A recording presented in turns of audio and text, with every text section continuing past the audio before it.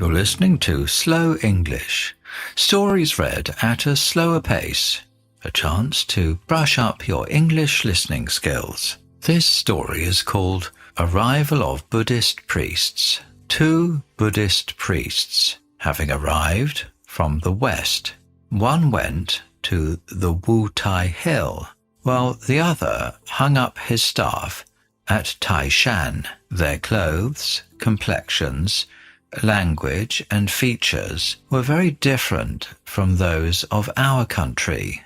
They further said they had crossed the fiery mountains, from the peaks of which smoke was always issuing as from the chimney of a furnace, that they could only travel after rain, and that excessive caution was necessary to avoid displacing any stone and thus giving a vent to the flames. They also stated that they had passed through the river of sand, in the middle of which was a crystal hill with perpendicular sides and perfectly transparent, and that there was a defile just broad enough to admit a single cart, its entrance guarded by two dragons with crossed horns. Those who wished to pass prostrated themselves before these dragons,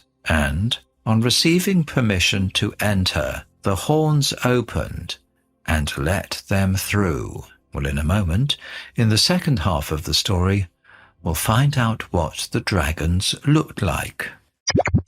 MI Radio, living the life you love.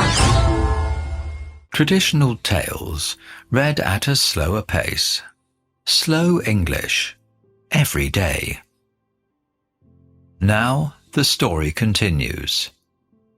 The dragons were of a white colour, and their scales and bristles seemed to be of crystal.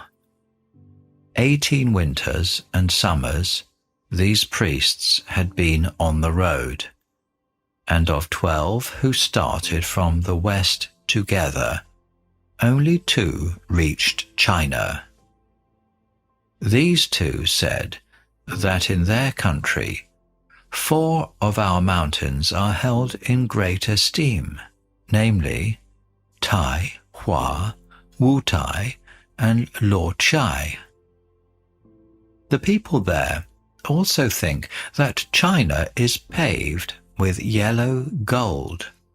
The Kuan Yin and Wen Shu are still alive, and that they have only come here to be sure of their Buddhahood and of immortal life.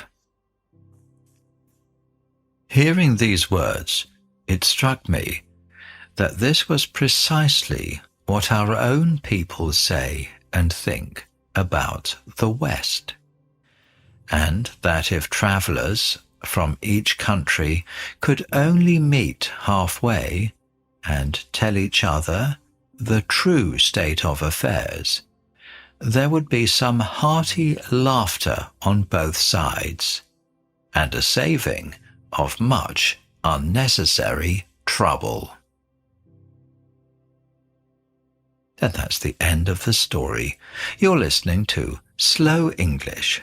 MI Radio.